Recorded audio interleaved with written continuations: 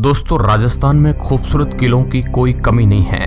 राजस्थान को किलों का गढ़ कहा जाता है। इसी की श्रेणी में आता है राजस्थान का जयगढ़ फोर्ट। जयगढ़ किला अरावली पर्वतमाला की चील के टीका नामक पठार पर स्थित है।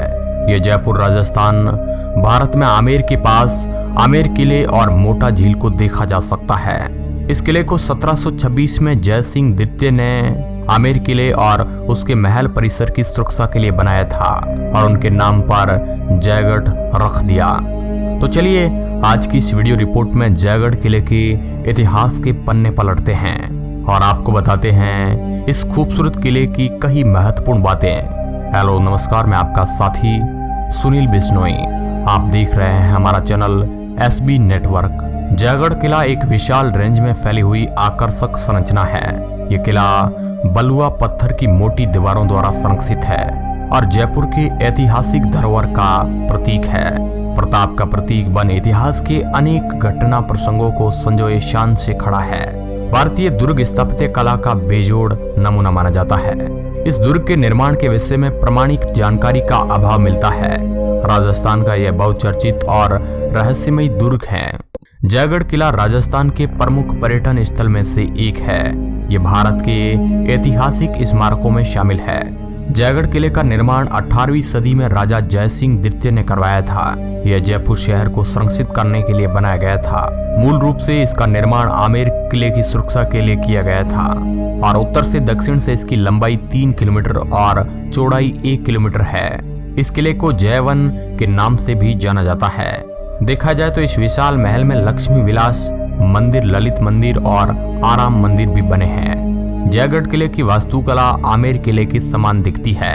जयगढ़ उत्कृष्ट गिरी दुर्ग है। सुदृढ़ और उन्नत प्राचीर, घुमावदार विशाल बुर्ज तथा पानी के विशाल टांके इसके स्थापत्य की प्रमुख विशेषता मानी जाती है। यह किला चट्टान के शीर्ष पर बंधा हुआ हरे भरे और विशाल जंगलों से घिरी एक महलनुमा संरचना है। पहाड़ की चोटी पर स्थित होने के कारण इसे जयपुर का मनोरम नजारा भी देखा जा सकता है। विक्ट्री फोर्ट के नाम से प्रसिद्ध यह किला विद्याधर नामक एक प्रतिभाशाली वास्तुकार द्वारा निर्मित और डिजाइन किया गया था, जिसकी वजह से यह किला यहाँ आने वाले पर्यटकों को अपनी तरफ बेहद आकर्षित करता है। आपको बता दें कि शानदार किले से आमेर किले तक एक भूमिगत मार्ग जाता है और इसे विजय का किला के रूप में भी जाना जाता है और बाद में इस किले का उपयोग शस्त्र के रूप में भी किया जाने लगा। हम आपको बता दें कि जयगढ़ किले में तोप ढालने का विशाल कारखाना बना हुआ है, जो राजस्थान के किसी भी अन्य किले में नहीं मिलता है और इसका निर्माण मानसिंह प्रथम 1587 में करवाया था और इस किले में लेंथ मशीन का कारखाना मौजूद है। भारत का एकमात्र किला जिसमें बैलों से चलने वाली लेंथ मशीन और तोप बनने वाली मशीन मौजूद है। इस किले के सिर पर एक विशाल तोप रखी है। जयबाण तोप रणबंका के नाम से भी जानी जाती है और इसका निर्माण 1720 ईस्वी में सवाई जय सिंह द्वितीय ने करवाया। बताया जाता है कि एशिया की सबसे बड़ी तोप जो कि जयगढ़ में रखी गई है। वजन लगभग 50 टन, 22 मील तक मारक क्षमता।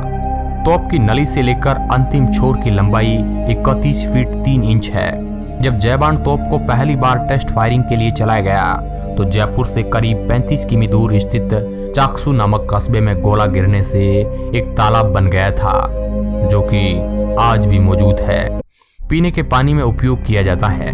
अरावली की पहाड़ी पर स्थित जयगढ़ किले के डोंगरी दरवाजे पर स्थित जयबाण तोप के बारे में कहा जाता है कि यह एशिया की सबसे बड़ी और वजनदार तोप है। इसमें सबसे हैरानी वाली बात है कि इस तोप को मुख्य तौर पर युद्ध के लिए ही बनाया गया था, लेकिन युद्ध में इसका इस्तेमाल कभी नहीं हुआ क्योंकि आमेर शासकों के मुगल से अच्छे संबंध होने के कारण इस तोप का कभी भी किसी भी युद्ध में प्रयोग नहीं किया गया। और इस किले के इतिहास से जुड़ी एक और रोचक कहानी लोक गाथा के अनुसार जयगढ़ राजस्थान का एकमात्र किला है जिस पर कभी बाह्य आक्रमण नहीं हुआ। श्रीमती इंदिरा गांधी के प्रतिनिधित्व काल में गुप्त खजाने की खोज में इस किले के भीतर व्यापक खुदाई की घटना ने जयगढ़ किले को देश विदेश में चर्चित बना दिया और सेना की मदद से खजाने की खुदाई 10 जून 1976 को आरंभ करवाई गई। लेकिन अगले 6 महीने तक सेना का एक दल जयगढ़ में खजाने की खोज करता रहा। बताया जाता है कि सरकार ने स्पष्ट तौर पर मना कर दिया कि उन्हें इस तरह का कोई खजाना नहीं मिला। तो दोस्तों, इसके ऊपर आपकी क्या राय है? अपनी प्रतिक्रिया हमें कमेंट बॉक्स में जरूर बताएं। वीडियो के अंत तक बने रहने के लिए आपका बहुत बहुत धन्यवाद।